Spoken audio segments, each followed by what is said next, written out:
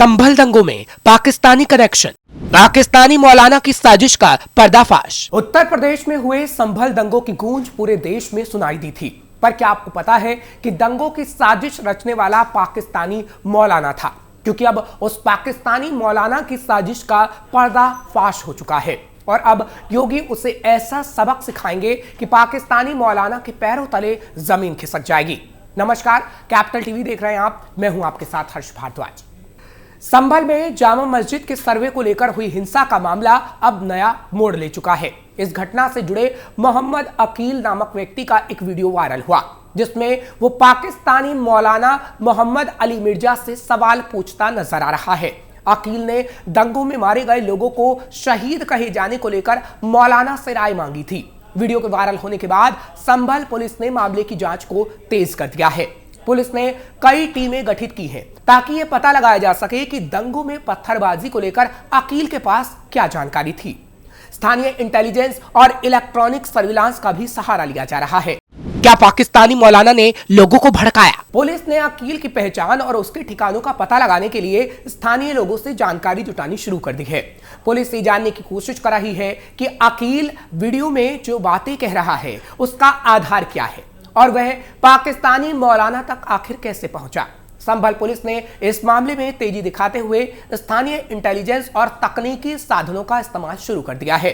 Police का मानना है कि जल्द ही अकील को गिरफ्तार कर लिया जाएगा और उससे इस पूरे मामले की सच्चाई सामने आ जाएगी।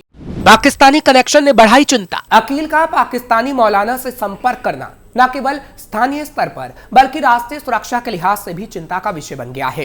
ये घटना दिखाती है कि दंगों और हिंसा के मामलों में बाहरी प्रभाव भी हो सकते हैं, क्योंकि जब संभल दंगे हुए तब भी पाकिस्तानी कनेक्शन के ऐसे सबूत मिले थे जो चीख चीख कर गवाही दे रहे थे कि इसमें पाकिस्तानी कनेक्शन तो जरूर है।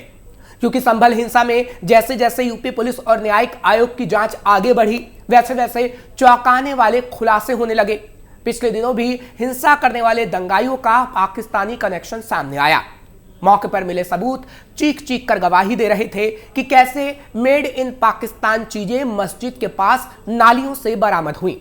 संभल पुलिस की टीम को मस्जिद के पास नालियों में पाकिस्तान की ऑर्डिनेंस फैक्ट्री में बना 9 mm का एक खोखा मिला था, जो दंगों का पाकिस्तानी कनेक्शन बता रहा था। संभल हिंसा वाली जगह पर मिले थे सबूत। पिछले दिनों संभल हिंसा वाली जगह पर फॉरेंसिक टीम जांच करने के लिए पहुंची थी। उसी दौरान टीम को नालियों की पड़ताल के दौरान पाकिस्तानी आर्मामेंट फैक्ट्री से बने खोखे बरामद हुए थे।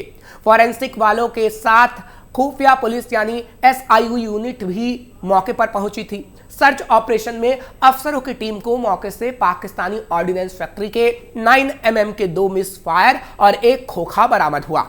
इसके अलावा 12 बोर के 2 खोखे और 32 बोर के 2 खोखे भी बरामद हुए थे, जो बता रहे थे कि साजिश भारत के बाहर से तो नहीं रची गई। राम मंदिर बनने के बाद से भड़का हुआ है पाकिस्तान। दरअसल अयोध्या में राम मंदिर की प्राण प्रतिष्ठा के बाद से ही पाकिस्तान भारत पर भड़का हुआ है और इसलिए हमेशा भारत के मुसलमानों को सोशल मीडिया के माध्यम से भड़काने की कोशिश करता है और साजिश रचता है। आपको याद होगा कि किस तरह पाकिस्तान ने संयुक्त राष्ट्र से भारत में मौजूद इस्लामिक स्थलों की सुरक्षा सुनिश्चित करने का आग्रह किया था। संयुक्त राष्ट्र में पाकिस्तान के दूत मुनीर अकरम ने न्यूयॉर्क स्थित संयुक्त राष्ट्र मुख्यालय में एक बैठक के दौरान ये मांग की।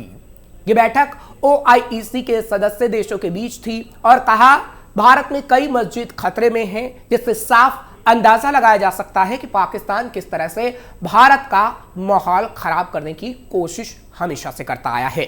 राम मंदिर बनने पर पाकिस्तान ने की थी निंदा। इससे पहले अयोध्या में रामलला की प्राण प्रतिष्ठा के बाद पाकिस्तान के विदेश मंत्रालय ने बयान जारी करते हुए इसकी कड़ी निंदा की थी। बयान में पाकिस्तान ने कहा था कि उन्मादी भीड़ ने 6 दिसंबर 1992 को सदियों पुरानी मस्जिद को ध्वस्त कर दिया था। ये निंदनीय है कि न सिर्फ भारत की सबसे बड़ी अदालत ने इस घटना के जिम्मेदार लोगों को बरी कर दिया, बल्कि उसी जगह पर राम मंदिर निर्माण की मंजूरी भी दे दी गई और मंदिर बनाया भी गया। भारत के मुसलमानों को भड़काने की कोशिश। Pakistani news website the Dawn के मुताबिक मुनीर अकरम ने संयुक्त राष्ट्र अलायंस ऑफ सिविलाइजेशन के उच्च अधिकारी मिगुएल एजेल मोराटिनोस को संबोधित करते हुए एक पत्र भी लिखा था। इस पत्र में लिखा गया था कि पाकिस्तान भारत के अयोध्या में ध्वस्त बाबरी मस्जिद के स्थान पर राम मंदिर के निर्माण और प्राण प्रतिष्ठा की कड़े शब्दों में निंदा करता है। ये ट्रेंड भारतीय मुसलमानों के सामाजिक, आर्थिक और राजनीतिक कल्याण के साथ साथ क्षेत्र में सद्भाव और शांति के लिए भी खतरा पैदा करती है।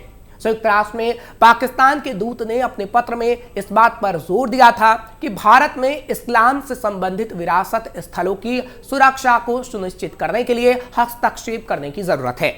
यूएन को लिखे पत्र में मुनीर अकरम ने आगे लिखा था कि मैं भारत में मुस्लिम धार्मिक स्थलों की सुरक्षा के लिए आपके तत्काल हस्तक्षेप की मांग करने के लिए यह पत्र लिख रहा हूं।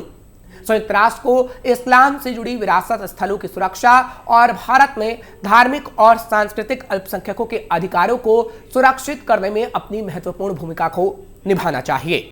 ज्ञानवापी और शाही ईदगाह मस्जिद को लेकर भी जताई थी चिंता। संयुक्त राष्ट्र में पाकिस्तान के दूत मुनीर अकरम ने आगे लिखा और कहा कि अयोध्या में राम मंदिर की प्राण प्रतिष्ठा भारत में मस्जिदों को मिटाने के प्रयास और धार्मिक भेदभाव की ओर इंगित करता है।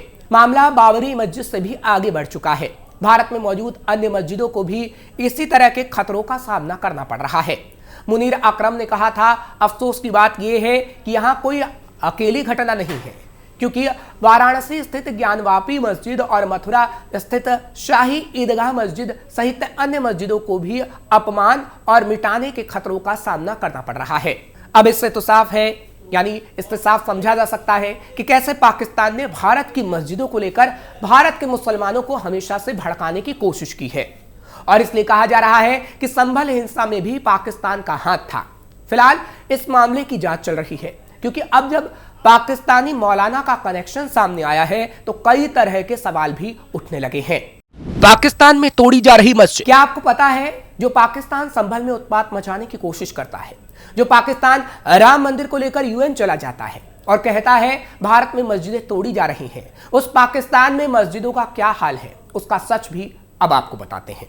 दरअसल पाकिस्तान के पंजाब प्रांत में अहमदिया मुसलमानों के खिलाफ पूरा एक अभियान चलाया हुआ है।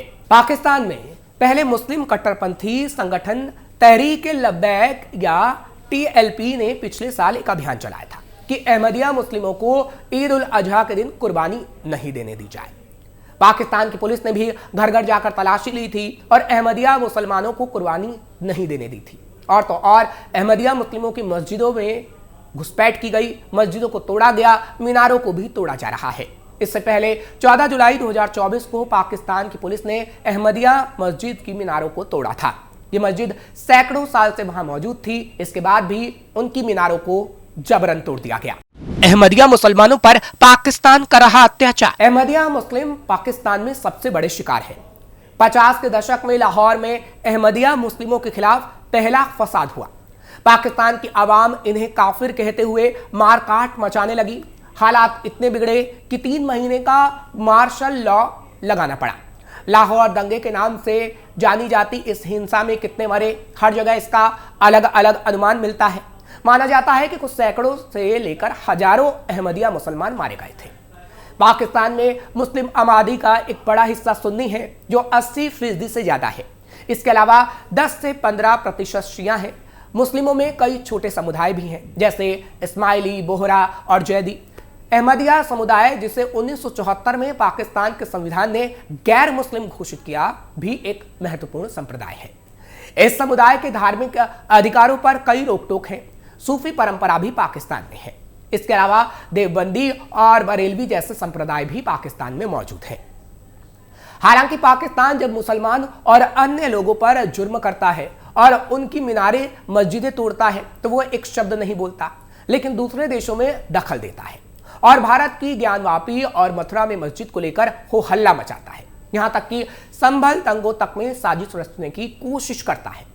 लेकिन पाकिस्तान को यह पता होना चाहिए कि पाकिस्तान की करतूत को हर कोई जानता है और संभल में अगर पाकिस्तानी कनेक्शन मिला जिसकी बू आ रही है, तो पाकिस्तान का ऐसा इलाज किया जाएगा कि पाकिस्तान हमेशा याद रखेगा। फिलहाल आपको ये खबर कैसी लगी कमेंट सेक्शन में जरूर बताइए। खबर को लाइक शेयर करें, साथ ही साथ हमारे चैनल को सब्सक्राइब जरूर करिए।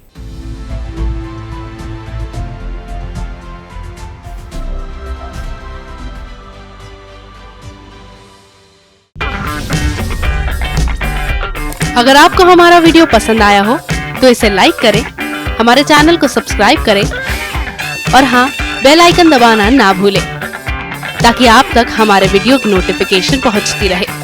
आप अपना सुझाव हमें कमेंट बॉक्स में दे सकते हैं। हमारे साथ जुड़ने के लिए शुक्रिया।